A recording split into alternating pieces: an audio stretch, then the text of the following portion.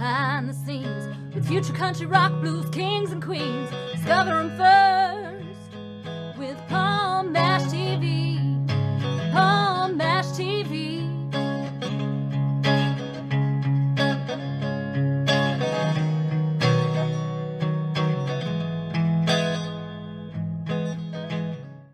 Well, hello there. It's Palm Mash TV time again. Thank you for joining us on another episode. Got a great interview coming up shortly. But don't forget about the subscribe and bell buttons if you haven't clicked those yet. And you're always going to be notified of any new episodes coming your way. And if you'd like to leave a comment on the comment section, please go ahead. We'd love to hear from you. And check the description part because contact info will be there. And it will also be included in the closing credits at the end of the show. So we hope you will stay tuned for that. From Edmonton, Alberta, Canada, today we have Shalaine Stebner, and she's a heck of an artist. I think you're going to agree.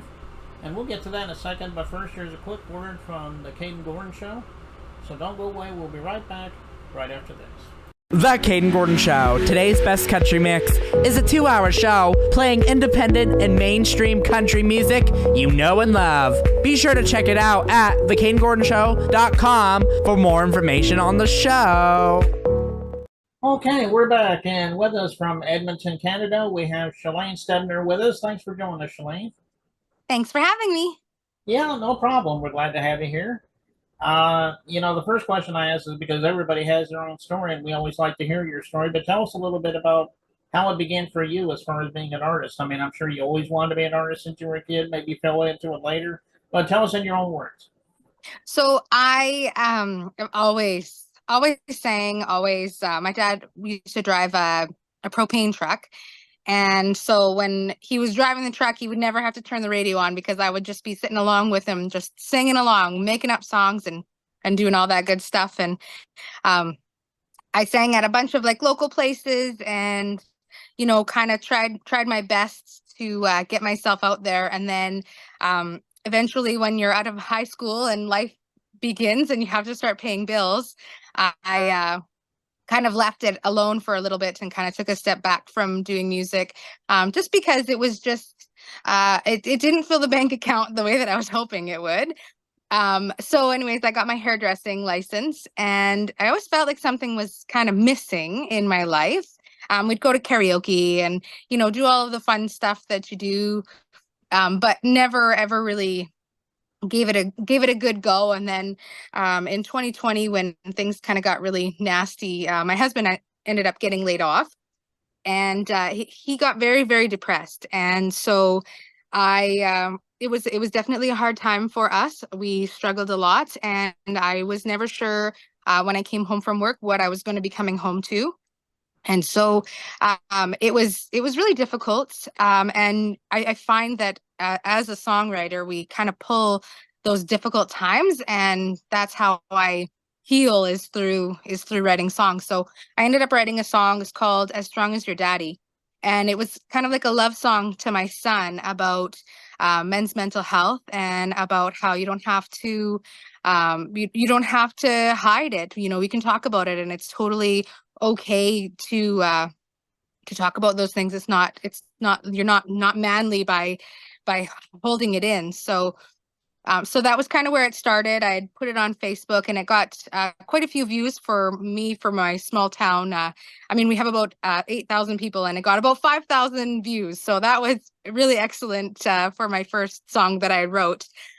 And then luckily for us, I know not everybody has the same story, but luckily for us, we pulled through and he got better, and life just kind of is slowly figuring itself out for us and for him.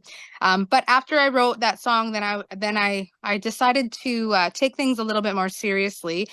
And I found a gentleman that was just a little bit, he lived maybe half an hour north of us, that had a recording studio, and it was very inexpensive, which is kind of where we were at in our lives. We needed something that was inexpensive. So he kind of was my biggest cheerleader. And so I wrote a bunch of songs, and I went to him and we recorded them. And I'm so thankful for everything that he provided for me. So we got about I think there's 13 or 14 songs out on streaming. And then since I've signed with Big Records, Mm-hmm. I got in touch with a wonderful, wonderful producer named Bob Beals. And so he and I have just finished working on, we've kind of reimagined and remastered one of the first songs that I had put out there. Is called Dirt Road Raised. And it's kind of my story, it's the how I was born and raised and grew up. And I think that generally, even if you grew up in town, we were all still raised on a dirt road. So that song will come out in a probably 6 weeks to 8 weeks, once we get all of the logistics and everything all figured out, which I'm super, super excited about. So yeah, that's pretty much where we're at in my story. I know that I've been coined as like a late bloomer because I'm in my mid 30s. But I think that I just have a lot of life experience, and I love writing songs about love and loss and all of the good stuff. And it just seems that I've experienced lots of these things, so it just is easy to write about. Yeah, that's where I'm at. Okay, yeah, and of course you mentioned Big Records. They're an amazing company. I've been with them for a few years now, and Yeah, yeah. just want to shout out Mark and Tara and all of them that are on my promoting team, and you do a great job there. Yeah, they are amazing. The amount that I've learned in the very short time that I have been with them is invaluable. I found that my marketing and my networking was very limited, and then they came in and picked me up, and all of a sudden now I've got a lot of friends now, and it's good to have friends. Yeah, that's true. What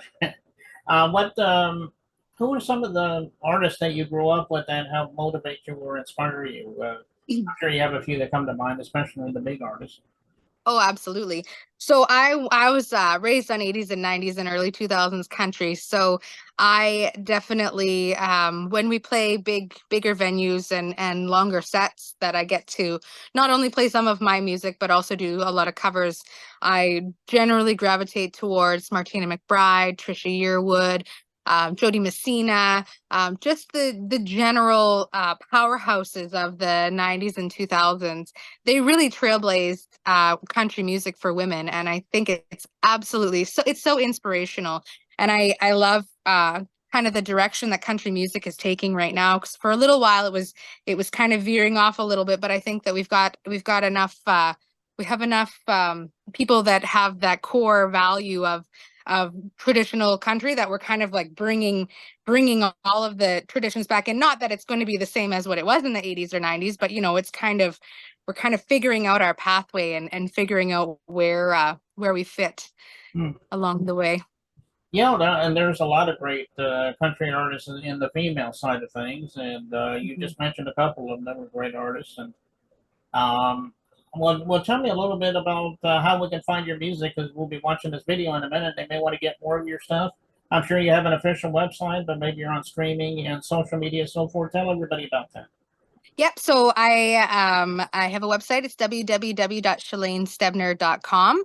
And on there, if there's a link for iTunes and for Spotify, but pretty much any streaming platform you can find me, whether it's Amazon Music, YouTube Music. There's a whole bunch of other ones that I didn't even know were on there until I look at my TuneCore subscription, and they said, "Oh, perfect. These are all the places that your music is on." And I don't even know what half of them are. So I would guarantee that pretty much any streaming platform you can find me. Okay, well, go to your favorite social media platform. I guess you're on all those, and also your streaming Oh, platforms, and also check her out at Shalaine.com, I guess. ShalaneStebner.com. Yep. Stebner.com, excuse me. And check her out. I know she would love you if you did all that for her. And right now, we're going to watch this song. It's actually one of the videos that we can accept around here. It's like a picture video, but it's called Brenda, I do believe is the title. Tell us a little Yes. bit about that song. I'd love to hear about So Brenda, I think Brenda has been my favorite song so far. So it's a good old fashioned two-stepping, man hating, woman loving song. I have one of my girlfriends, her name is Brenda, and we were talking the one day, and she said, there's not enough good songs about women named Brenda. There's Jolene, there's all these women songs, but she said there's nothing about Brenda. And so I was like, you know what? And this was about the time that Ashley McBryde released "Brenda Put Your Bra On," which is a great song. And so then I was like, you know what? I think I can do justice to the name Brenda. And it's funny because her husband. So this song obviously is about a cheating man and women taking over. And so her husband kind of cornered me in the grocery store the one day, and he said, "I'm not like that." And I said, "I know you're not like that." Well, we're just gonna pretend. It's a great song. I really love it. I know everybody watching this, I think you're going to love it too. And we'll be getting to that in just a moment. But Shalaine, we thank you so much for being on the show today. We'd love to have you back sometime if you ever want to plug something new for us. Absolutely. Anytime. It's my pleasure. It was really nice to meet you. Yeah, you too. Okay, well, here it is, Brenda, and that begins right now.